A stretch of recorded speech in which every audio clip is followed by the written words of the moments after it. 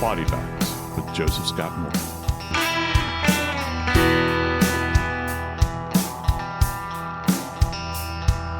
You ever lost something and you not only do you lose an item, but you lose hope. You lose hope that you'll ever recover it. That happens a lot, right? Maybe it's some item that slips into your sofa, or maybe beneath the sofa, or falls behind the mattress, or maybe you've lost it in the grass adjacent to your car. Happens to me, still happens to me. Matter of fact, it seems like it's happening more frequently the more of these I get.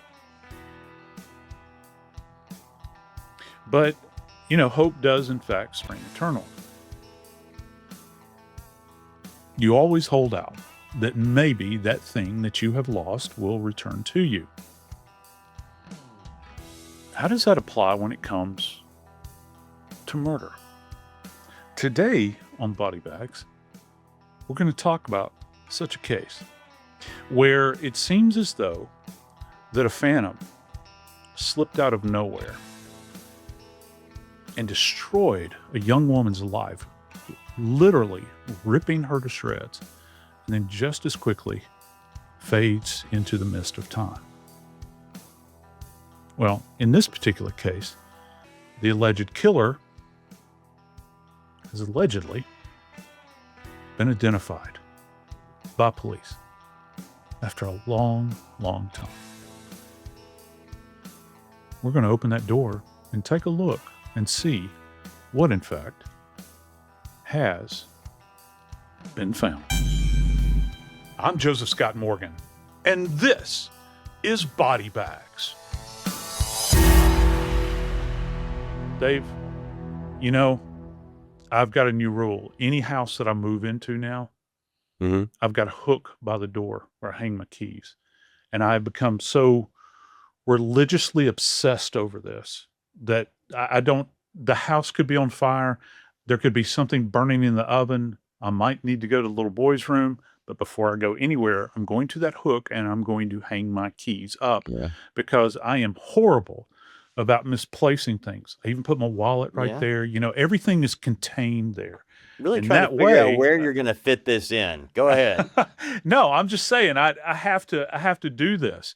Yeah. I have to do this. I have to force myself into this position where I can go back and I can locate things. And, a lot of the cases that we talk about on Body Bags, they hinge on one tiny bit of evidence that otherwise may have been overlooked, or it may have been examined, or whatever the case, and you just didn't have enough. But in this case today, it turns out that they did, in fact, apparently have enough. They had everything they needed from the very beginning, but couldn't do anything with it for 12 years, or 14 years, rather. In 2012, January 20th, Irasema Chavez, 32-year-old woman living by herself in an apartment, and I want to make sure I get all this right, okay? Because I was checking down the timeline, Joe. Yeah. They're in Arlington, Texas, and she talks to family on the phone the night before, and everything's fine. The next morning, nobody can get her on the phone. Nobody can find anything. So they go to check on her, and between the time they last spoke to her at the night before and the time family can't get up with her, so they show up at her door, Irasema Chavez has been stabbed inside her apartment 100 times at least and is dead. 32 years old and found by family. The first reports, Joe, they said that she was found unconscious. I had to go and dig back through because their reporting has changed over time. She was dead. She was dead on the, so there was no chance for life, and family knew it when they saw her. What could 100 stab wounds look like, and when do they start counting them? Do you get them on a table at the morgue? I don't understand that. Can I tell you what the family saw when they got there? If they're laying eyes on her, they didn't see the stab wounds. They may have seen a couple if they were so egregious. You know what they would have seen? A huge coagulated mass of blood. Okay. Now, Yeah, it's possible they could have seen stab wounds, but here's the thing: until a body is cleaned up, you can't make heads or tails out of what the injuries are. That's why I always, I would have like police that would come and like look over my shoulder and say, "Hey, what do you got?" Mm-hmm. And I'd say, "Well, it appears to be sharp force injuries, in a case like this, and I've had this happen." Oh And they'll say, man. "Well, can you give us an idea, a number?" Well, first off, the number at that moment in time, let's just start with the big item here. We've got a homicide and we know we've got trauma. What good is the number going to do you at that moment in time? Because you know that this is probably not self-inflicted. And if I, as an investigator at scene, I've got my gloves on, maybe I've got some type of towel or something that I have access to, and you want me to wipe the surface of that body off, and try to count the number of wounds. Once you start to get above a certain number, it really. I'm not saying they're not important, but what I'm saying is the establishment of a fatal event is the most important thing. And so, what the family would have seen is that when you come upon a body like this, most of the time, the blood is going to be so fixed and she will have bled out so much. And I would imagine after 100, there's going to be kind of a cutoff number where some of these are going to begin to be post-mortem events, right? You're just stabbing a dead body at that point in time. And you've got to figure that out too, don't you? You've got to figure out what happened, because you've got to figure out which one of these wounds or cumulative effect of these wounds caused this person's Absolutely demise. right. Yes, you're absolutely right, Brother Dave. And here's the thing. Got one right. Woo! Gold Had to star to happen. you. I can't make that assessment at the scene. I can't. Not okay. Let's just say if this is indoors, outdoors, yeah, indoors is better. If I have lights, I'm protected, that sort of thing. Outdoors is horrible. But even in an indoor environment, from a forensic standpoint, I can't make the assessment at that moment in time and say, yeah, definitively this is post-mortem. Definitively this is peri-mortem. Definitively this is ante-mortem. You can't do that in that bracketed of time that you have at a scene. The best thing you can do is taking a look at the body and trying to contextualize the body with the rest of the scene. It goes back to what we've talked about with Tom Noguchi. You remember this point? Yep. Looking up at the ceiling, right? We're going to look up at the ceiling, observe these areas, and work our way down the wall. And right now, I'm interested in the body. I'm interested in the injuries. I'm interested in the blood. But more importantly, I'm interested in movement. I'm interested to know if this all happened right here, or did it start at the front door? Did it start in the bedroom? Did it start in the bathroom, the kitchen, wherever it is? That's more important to me at that moment in time. Let me ask you this, Joe, because I'm Yeah. kind of curious, because up until I started doing this with you on a regular basis, Yeah. I always thought that detectives, they get on the scene and they start with the body and try to figure out what happened, and that they were the ones that came up with the conclusions that are often part of the investigation. But that's not entirely true, because they've got to depend on your expertise at what you find with the body, so that they can make some based on what else they're seeing. In this case, like you mentioned, you've got to know where it took place. Where did it start in the bedroom? Did it end in the living room? And a detective can come in and say, well, I see blood here, I see blood there. But you're going to be able to contextualize this blood, the type of blood, how much there is, and what it means, right? Yeah, yeah, and that's an excellent point. And some of the stuff is jurisdictionally dependent. There are certain jurisdictions out there, Dave, that they don't have. I'm not personally a luxury item, all right. However, what I am saying is that many jurisdictions you go to don't have the luxury of having a medical legal death investigator there. The coroner can't come out. The coroner doesn't have enough training. If it's a state medical examiner, if a region, you're short staffed, you're not always going to have an MDI out there. What if you live in an area that has a coroner that's elected to office? Yeah, and doesn't yeah. have a background in investigation? Well, yeah. Well, that's again jurisdictionally dependent. And this is Wow. an important point to make. And let me just state this plainly. I am a big proponent of playing nice. Okay. Because the police want something from me, I want something from them, right? And so I have never worked on a conflict model like where you're doing this. You're not going to get anything accomplished. Mm-hmm. That's for lawyers to do in the courtroom. Right. They work in what's called a conflict model because they have to debate and argue.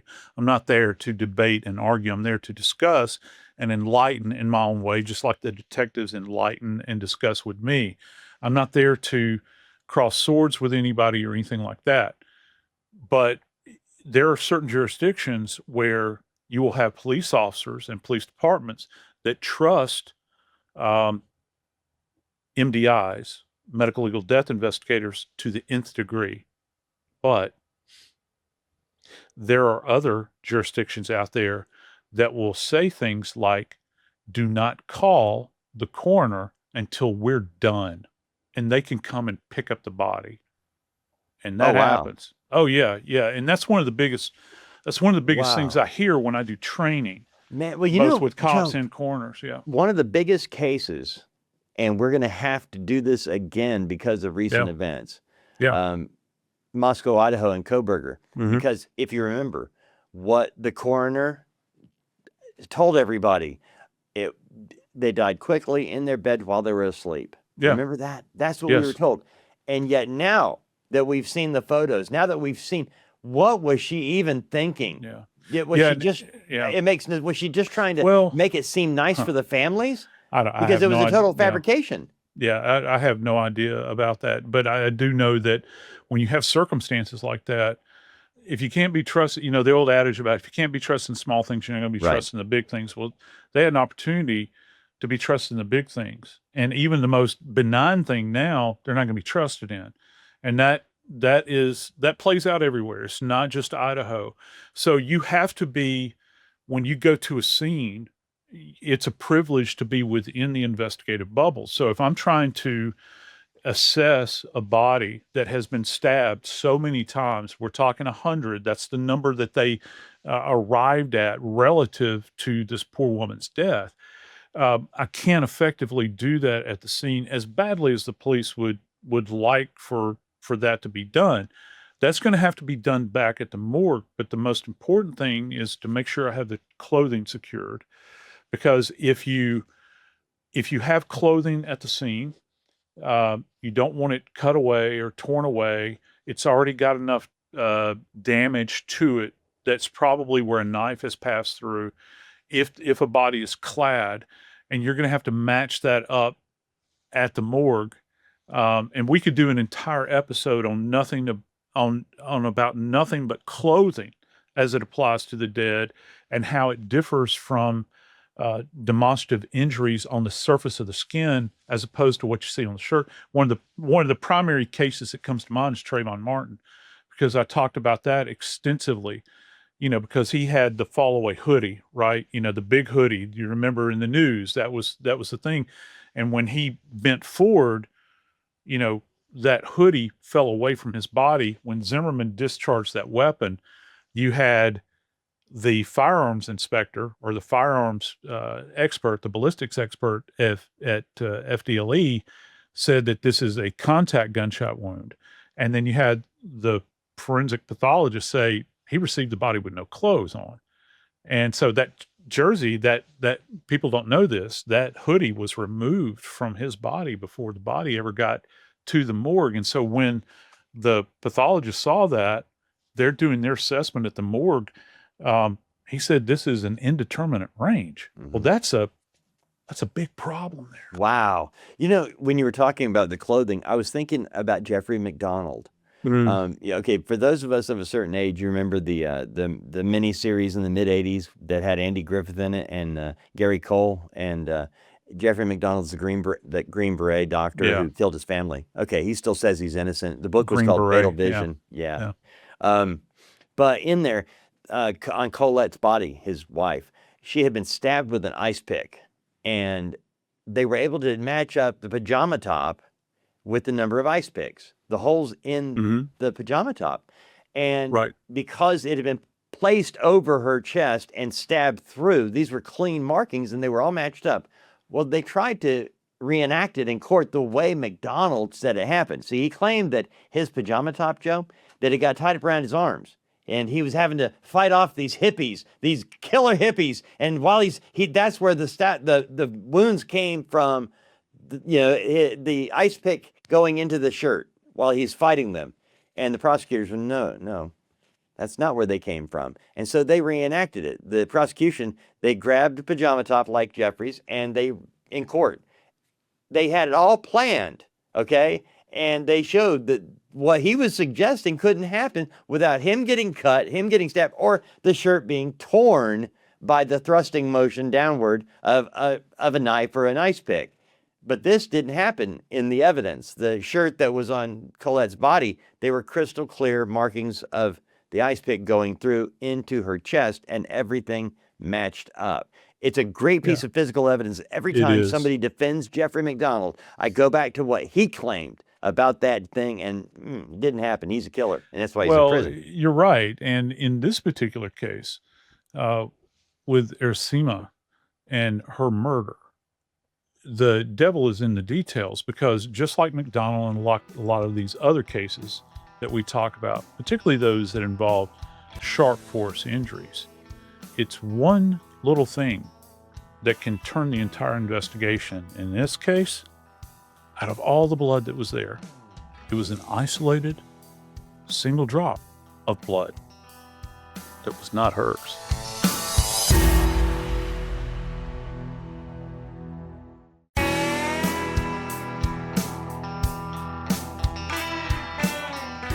Dave, I've been out on scenes before, and there's a certain bit here that you can apply to your own life, right? And I'm not just saying yours, but the universal you. Have you ever been in an environment where you have so much work piled up that you just sit down and you're like literally depressed over the amount of stuff that you have to do? And it's really easy to get caught up in that. And for me, when I've never had a real job, Joe. I understand in theory what you're saying. Yeah, but in no, theory, I haven't had that job yet. Trust me, you work, guys, folks, friends. Dave Mack works. He's the hardest working guy I know. Yeah. But here's the thing about it. I remember going out on scenes before where you had so much trauma, you had so much blood, there was so much destruction at the scene. You would sit there and you would say, I don't know where I'm going to begin. I really don't. I'm at a loss. It's frustrating. I don't know what to do. And I can't put myself into the position of the Arlington police at this particular time, but I'm sure that there were guys standing around with their notebooks at that point in time, and they're looking down over this poor woman's body, pen ready in hand, and they're looking and they're saying, my Lord in heaven, what have I got here? They're also looking at what appears to be a lot of evidence. And I bet in the back of their mind, Dave, they're thinking, oh my Lord, there's somebody out there. We're going to be able to close this up pretty quickly. They're trying to figure out a timeline, Joe, because what they know is that, you got to remember, family, they were on the phone with Irasema the night before, up until 11 o'clock. And so you start your timeline there. When did you last talk to her? It was around 11. The police are now narrowing it in. So this had to have happened between the time you talked to her at 11 and the time you didn't get her on the phone the next morning and you came by. So this was in 2012. Now, granted, it took 14 years for us to get to this story today. Yeah. But in 2012, Joe, what is something that most apartment complexes have? They had cameras. Yeah. They had cameras back then, too. It's not that far removed. It's really not. Yeah. And police saw them. Hey, we got a camera here, got a camera there. So they pulled the tape. The camera showed a person walking up to Irasema's door at 11:29 p.m. Knocking on the door. About a minute goes by, and Irasema lets this person in. Now, the person has been described as where their face was kind of hidden. They were wearing a hoodie. Clothing was pretty much nondescript, where you couldn't really definitively say exactly what the person was wearing. But the one thing that they did come up with, obviously, was that there was no sign of a break-in. There was no signs of forced entry. So they see on this videotape that the person was let into the apartment. Yeah. But then something else happened, Joe. The individual waited outside the apartment for about a minute before being let in. And then 9 minutes after being let inside that apartment, the camera system went dead. It stopped recording. The surveillance cameras were turned off, unplugged, finite. They were done. So last thing we have is an unidentified individual going into the apartment. Somebody that Irasema knows is being let into the apartment, but they don't have that person leaving. But when they're going through the apartment and they're looking all over, and it's bad, you know, once they got away from Irasema and they're trying to figure out what took place, they realized there was a television missing. They assume there was a television on this television stand, but it's no longer there. We know we don't have video of the person leaving, so police are thinking that person might have taken the TV, might have it still. But while they're looking at this TV stand, they notice something. One drop of blood, Joe. One, yeah. One drop of blood on the TV stand where the TV had been. And that's the one piece of evidence that actually brought us to here today. Yeah, and it would have been, and I can just tell you, this place would have been awash in blood, specifically the area surrounding the body. Mm-hmm. I know I've told you before, I hate jigsaw puzzles. I was forced to try to do them when I was a kid, and I hated them. And I just hate the confusion of it. It just doesn't, I couldn't find the edges and the colors and all that.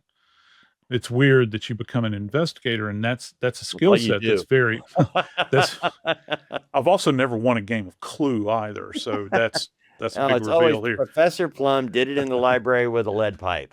But for me, it's real easy to get distracted, when you have so much physical, biological, presumably biological evidence, because, as we've said before, we look at something and we say it is a blood-like substance. We don't necessarily say that is in fact blood until we can confirm it and verify it. And they would have had to have done this at the scene.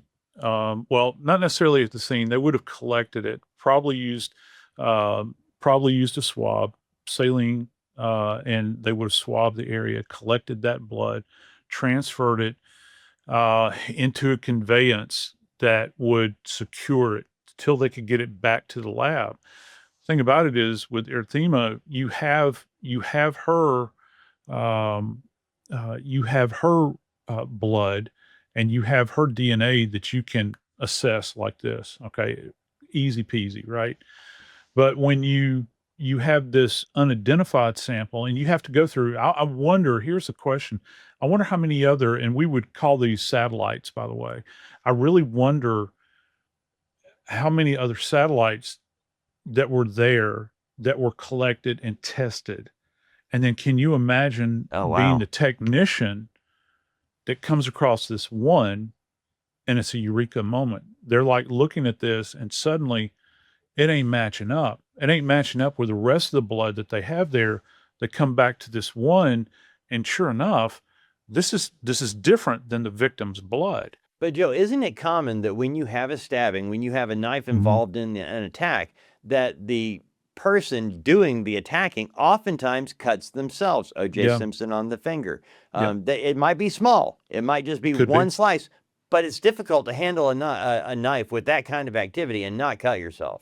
It is. And it doesn't, especially as it gets slippery with blood. Yeah, and it does. And blood, blood is tacky, but it's also very slippery. It almost has I think it's because of the fattiness of it. It's got the lipids, perhaps. It's got this kind of slippery consistency. And I can tell you this from working in the morgue as well. I'll actually have instruments that would be just coated in blood, and I would really have to check myself very carefully, to make sure that I was still retaining a grip on a scalpel handle, this sort of thing, or on a knife handle if you're doing dissections on organs, because you can slip. I've cut myself numerous times in the morgue. And so, yeah, it does get slippery. I was going to patent, at one point in time, I'd come up with an idea for high endurance rubber coating on autopsy tools, $1 million idea, that it was sure grip. And my theme was rip it and grip it, or my grip it and gosh. rip it.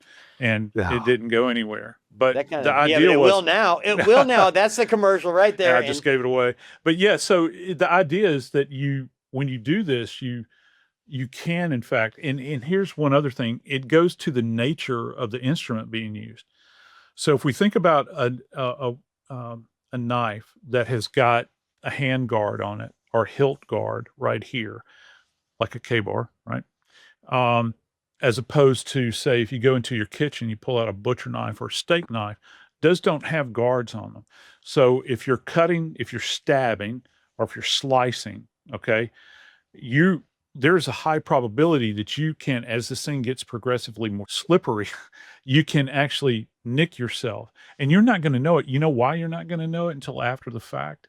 Is because your adrenaline, and I'm saying, again, not is this a universal you, or specifically to the perpetrator, their adrenaline is pumping so much. They've got this adrenaline dump going on.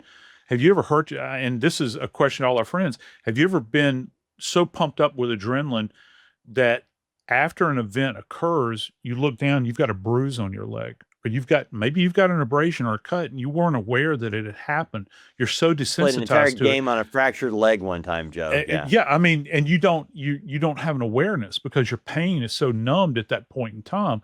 This happens in these events. So an individual might not have an awareness that they have nicked themselves in some way, and they generate this little satellite droplet. I wonder how many other droplets may have been in there. And I'm not finger pointing at the police here. Right. I'm just, for folks that have never been to a scene involving sharp force injuries, I cannot begin to describe to you the volume of blood that is there and how confusing it can perhaps be. So in this environment, some of this is dumb luck. I'm really wondering about this. If maybe it was Providence shining down, and the police thought that maybe the TV being stolen, where the blood ended up, Joe? Yeah. They believed that was an afterthought by the criminal, that the killer thought after the fact, I'll take the TV to make it look like it was a robbery gone bad. Yeah. I was thinking the same thing. Yeah. But, to the best of my knowledge, there's nothing else in the apartment that is disrupted. No. And here's another thing. Our old adage, no signs of forced entry or struggle. This is not like a stranger walked up to the door. Okay? That's a big clue here. Because at 11:30 at night. Yeah. Yeah. I mean, I'm not opening the door for anybody, at 11:30 at night, unless, call me before you come over, ring me, I'll get up out of bed and go to the door. You show up at my door at 11:30 at night, you're going to get shot. Just saying. Yeah. Well, I won't go that far. I will be protecting myself, though. I'll tell you that. Yeah. And so, yeah, I mean, it would have to be some halter, I'll shoot. That's what you get. It would have to be somebody that she knew in order to facilitate the entrance into here. The trick is that now the police have a body, they have a lot of blood. Oh my Lord, they've got more stab wounds than they can imagine. And off in the distance, they've got a missing TV with a single drop of blood. Where will it end? Well, we have the answer for you.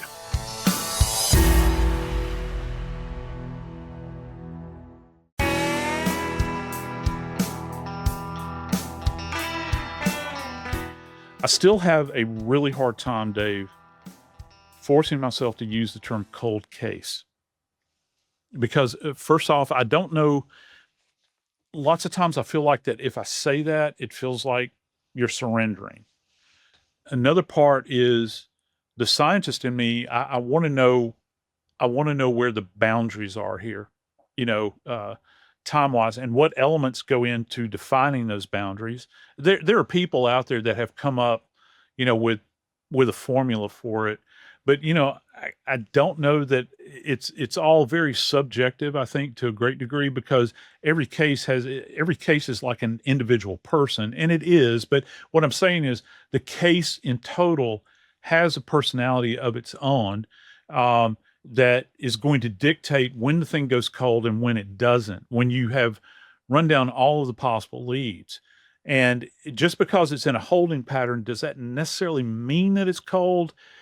I don't know, Maybe not anymore, because one thing that we tend to forget, if you're the family member of a victim, okay, if your family sadly has been victimized, Yeah, for you, it's the center of your universe, solving this absolutely. crime. Who Yeah. killed my loved one?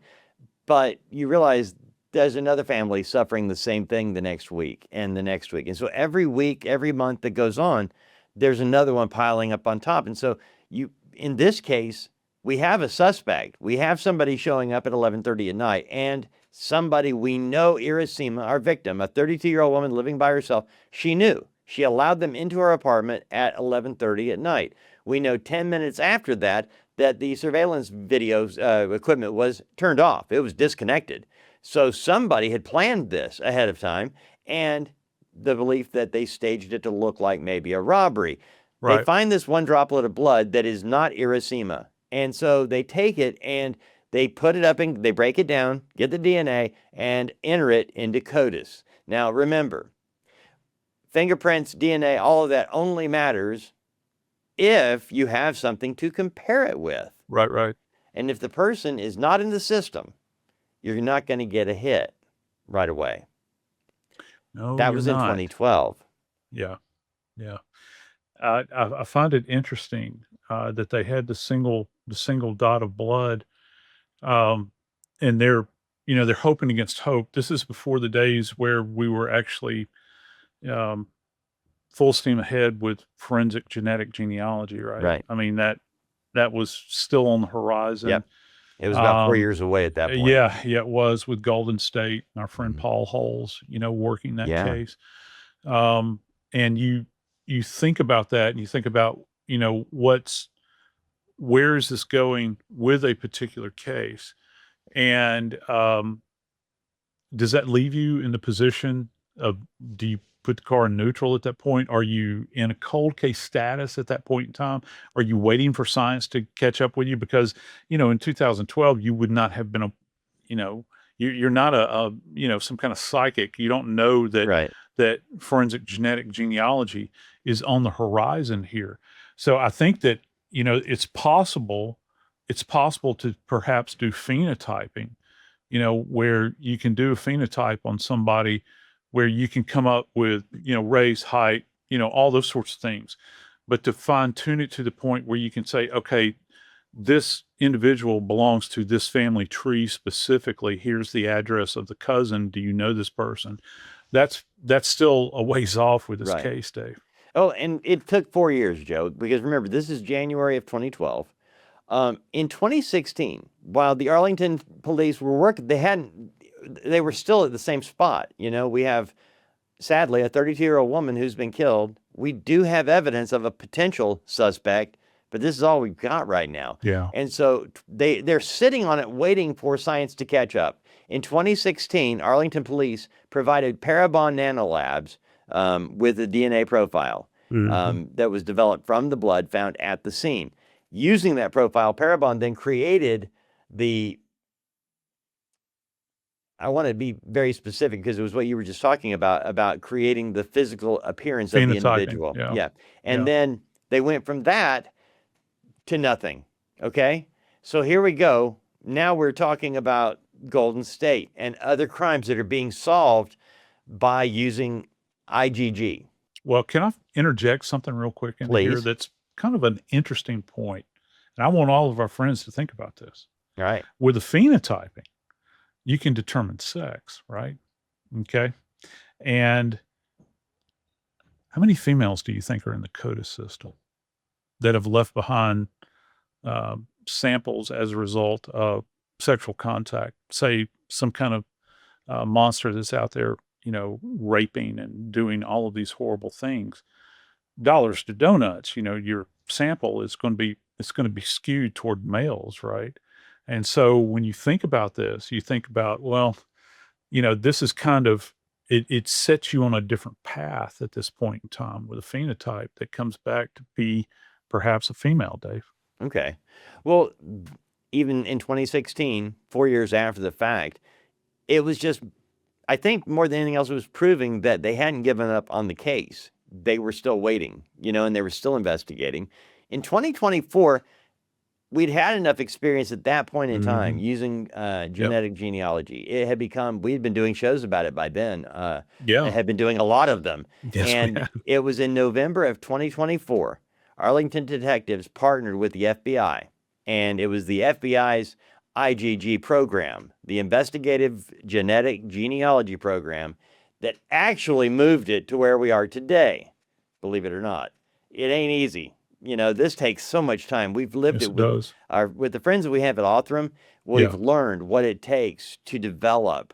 And it's not just, here's the DNA, here's the person. It doesn't work like that. Right. You go back and forth between the lab and the local department again, developing more and more, because you're narrowcasting. At first, you got a whole bunch. You got a tree, and you got to get from that tree to one leaf. Yeah. Find it. And there are a lot of trees that have broken branches on them, friends. And so here you go. In 2026, IGG produced a significant lead that detectives used, and this is how they say it. I'm going to get this right, Joe. Please. Used to develop further evidence, okay? They produced a significant lead that detectives used to develop further evidence, meaning didn't give them the name, didn't give them the person. It gave them some evidence that they could use. Police never have disclosed at this time yet, but again, we are talking about weeks here, in the last weeks. As a matter of fact, in the last hours since we started taping, this has changed. Yes, it has. From where we started earlier today. Yeah. The nature of this new evidence will come out at trial, but it was sufficient enough for police to obtain a warrant for the arrest of Mayra Velasquez. Mayra Velasquez is a 42-year-old realtor in Arlington who was friends with Irasema in 2012. Lived very near her, as a matter of fact. Yeah. And I think about the level of violence involved here. I'm just wondering, again, going down the behavioral rabbit hole, which is not our residential, but, you think about what could motivate an individual to act out this way, allegedly. All right. Oh, yeah, allegedly. Yeah, allegedly. Because, hey, by the way, here's the breaking news that happened. Yeah, Joe, just now. Yeah. We were working on this, and Joe texted me, hey, man, look at this. Because I had written up the prep sheet, and I'm like, okay, Mayra Velasquez has been arrested. She's being held on a bond of $450,000. Yeah. And she made bond right before we started taping. So even though she has remained under the radar for 14 years, is accused of stabbing a friend over 100 times with a knife, stealing a TV, and leaving one blood droplet behind. And now she's back out on the streets. And I'm going to be honest with you. If I'm in Arlington, I'm watching my back door. Yeah, especially if you're friends with her. Well, that, and, I think about how frustrated the family must be right now. Oh, my gosh. Because they've had to grieve this. And, one more thing to this. They've grieved, obviously, the loss of their loved one, but also, I would imagine in the back of their minds, they're thinking, who could have hated my loved one this much to have perpetrated this? And are they coming for us at some point in time? And now, you kind of layer this on top of it, where this suspect that has in fact been named by the police has now bonded out and is walking the streets at this point in time. I don't know because this news is so fresh, it broke like 6 hours ago. I don't know what kind of stipulations there are on this individual at this point. Hopefully we're going to find out more.